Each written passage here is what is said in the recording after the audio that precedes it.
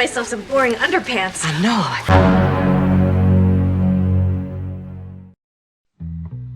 Halo semuanya, kembali lagi bersama saya Jul di Namatin Film. Kali ini saya akan membawakan film kriminal yaitu Mad Money pada tahun 2008. Tidak lupa saya selalu mendoakan kalian agar selalu sehat dan dilimpahkan rezekinya. Mad Money sendiri bercerita tentang 3 orang karyawan bank yang berhasil mencuri miliaran dolar yang rusak tanpa terlacak sedikit pun. Oke, tanpa perlu berlama-lama lagi, kita mulai saja alur filmnya.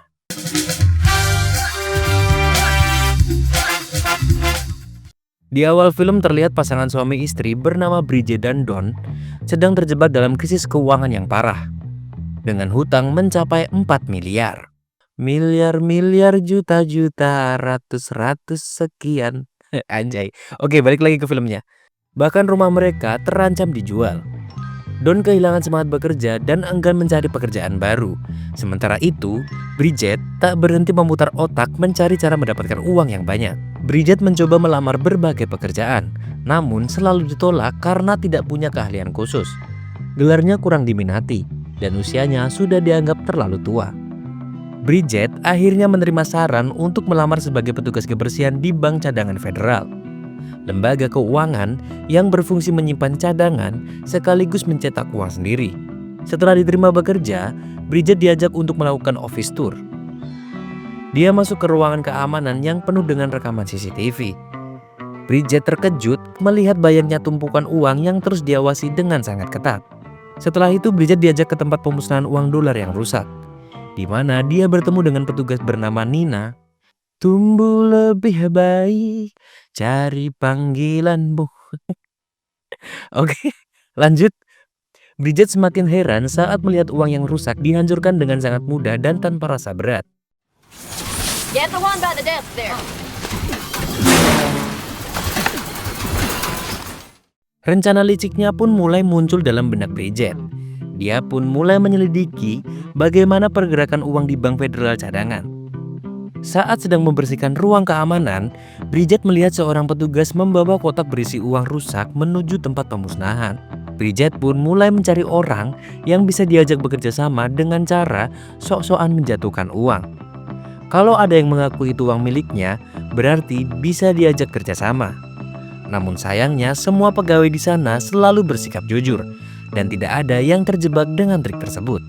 Bridget pun mendekati Nina, petugas penghancur uang, dan bertanya apakah dia pernah terlintas untuk mencuri uang rusak itu.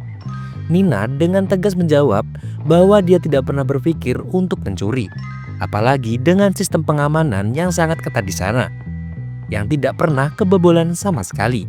Bridget yang masih sangat ambisius akhirnya mendatangi rumah Nina dan terus merayunya untuk bekerja sama mencuri uang rusak.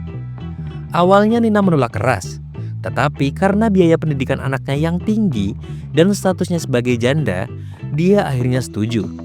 Namun Nina memberi syarat, jika ada apa-apa yang terjadi pada anaknya, Bridget yang harus bertanggung jawab. Akhirnya mereka kemudian mendatangi petugas pengantar uang yang rusak, Jackie, yang memiliki kepribadian sangat ceroboh. Tanpa memikirkan resiko yang mungkin terjadi, Jackie langsung setuju untuk bergabung dengan alasan dia sangat miskin dan butuh uang. Bridget dan Nina berkomunikasi dengan menggunakan gestur tubuh agar tidak dicurigai.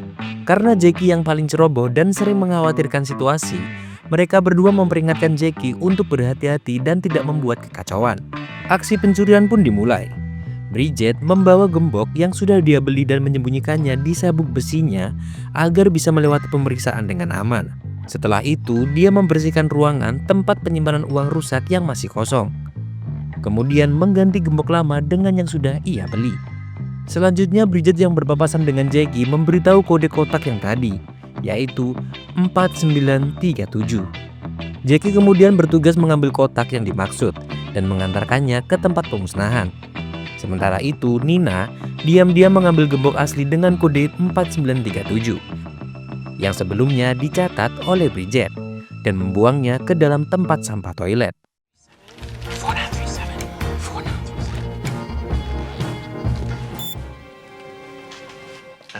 Di depan lift, Jackie membuka kotaknya dan menyembunyikan sejumlah uang ke dalam tong sampah, memastikan posisi tersebut tidak terekam oleh CCTV. Setelah kotak sampai di area pemusnahan, Nina membuka kotak tersebut, mengganti gembok palsu dengan yang asli, dan melanjutkan pekerjaan seperti biasa. Dengan begitu, pencurian mereka tetap sulit terdeteksi. Nina kemudian mengambil kresek sampah yang berisi uang, dan uang-uang tersebut nantinya akan dibagi bertiga di antara mereka. Metode ini pun mereka jalankan terus-menerus. Pekerjaan berjalan lancar, pencurian berhasil tanpa terdeteksi, dan tidak ada yang curiga sedikit pun.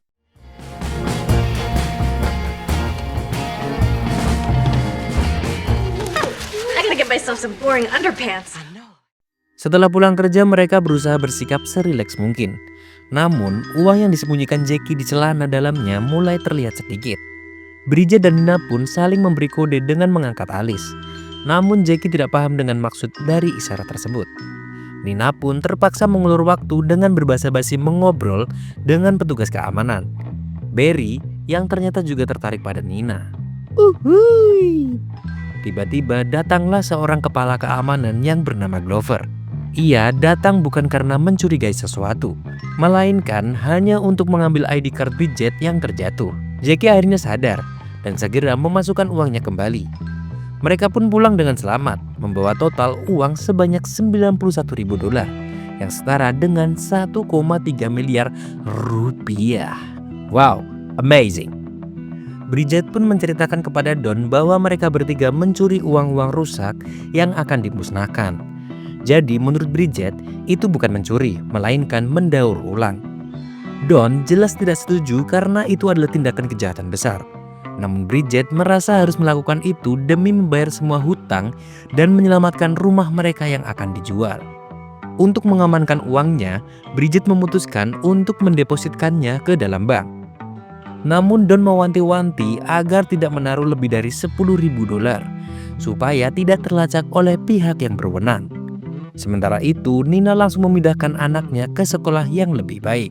Setelah itu, rutinitas mencuri dengan cara yang sama terus dilakukan.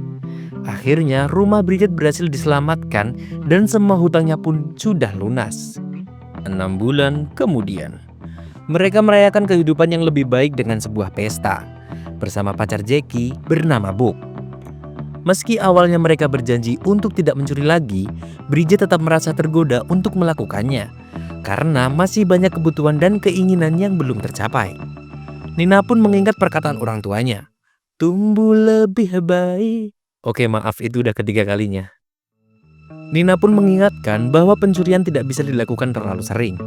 Yang lebih penting, mereka semua harus menghindari hidup berfoya-foya dan membeli barang-barang mewah karena risikonya sangat besar dan bisa terlacak. Nina ingin mereka menggunakan uang itu dengan bijak dan secukupnya, agar suatu saat nanti mereka bisa pindah ke tempat lain dan memulai kehidupan baru. Namun, Bridget yang masih sulit menahan keinginannya untuk memenuhi hasratnya, akhirnya membeli cincin senilai $62.000 tanpa berpikir panjang. Melihat cincin itu di kantor, Nina langsung membuangnya ke toilet dan tidak ingin barang tersebut menjadi beban bagi mereka. Setelah itu, aksi pencurian pun dilanjutkan. Namun Bridget bertindak ceroboh dengan melemparkan kunci gembok palsu ke Nina, yang secara tidak sengaja jatuh ke saluran wastafel, membuat situasi semakin kacau. Karena jam istirahat Nina sudah berakhir, dia harus kembali bekerja agar tidak menimbulkan kecurigaan. Bridget pun mulai mengambil alih untuk menyelesaikan masalah dengan kunci tersebut. Namun karena Bridget terlalu lama di toilet, Grover mulai curiga dan memeriksa seluruh area toilet. Dengan cepat Bridget pun berpura-pura marah, mengatakan betapa menjijikannya membersihkan toilet bekas buang air setiap hari. Taktik tersebut berhasil. Glover pun pergi meninggalkannya. Setelah itu Jackie diminta untuk turun ke lantai bawah dan mengambil kunci serep gembok palsu. Ia kemudian memasukkannya ke dalam permen karet miliknya dan melemparkannya ke dalam lift agar nanti bisa diambil oleh Bridget. Di ruang pemusnahan, uang yang akan dihancurkan sudah habis dan sekarang giliran kotak yang menjadi incaran mereka. Masalahnya kotak itu sedang diawasi oleh Barry. Nina pun akhirnya berusaha mengulur waktu dengan berpura-pura semua badannya pegal.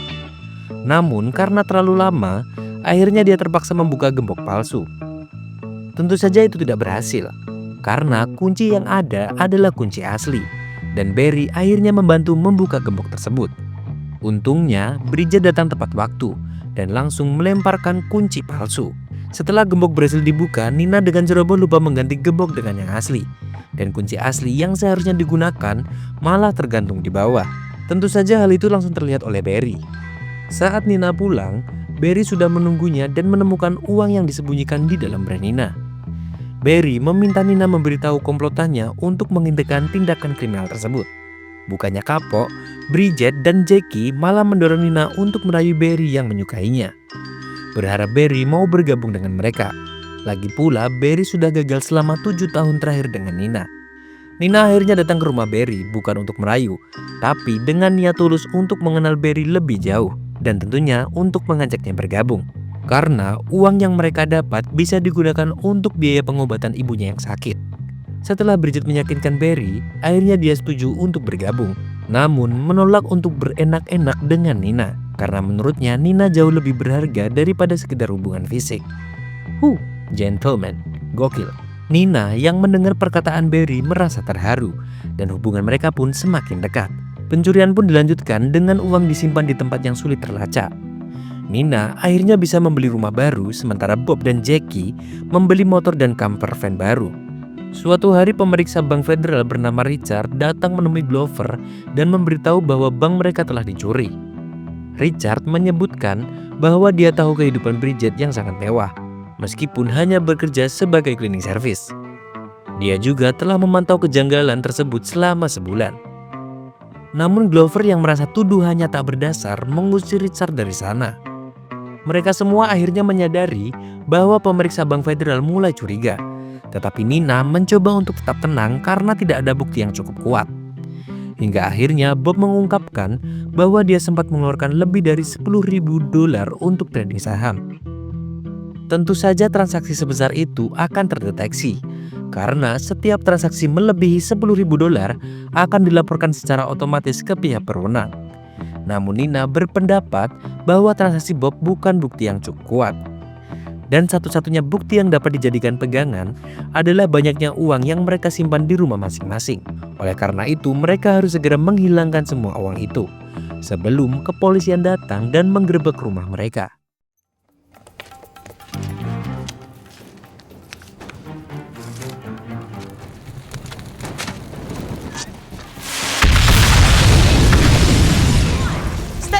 Boys. Ma!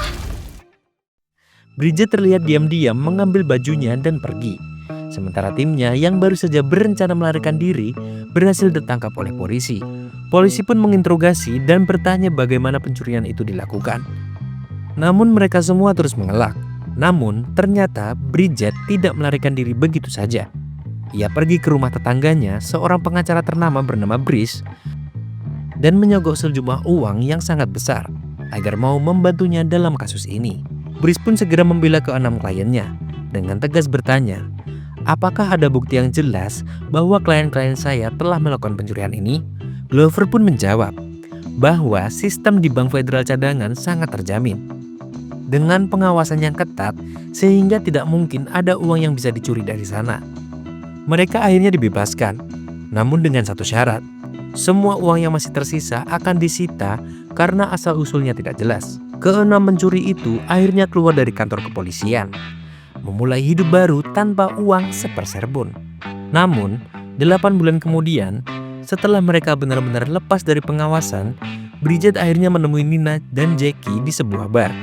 Seperti yang biasa mereka lakukan, Bridget mengajak Nina dan Jackie ke basement bar tersebut, di mana tumpukan uang curian yang telah disimpan menunggu untuk dibagi rata di antara mereka bertiga. Dan dengan itu, film pun berakhir.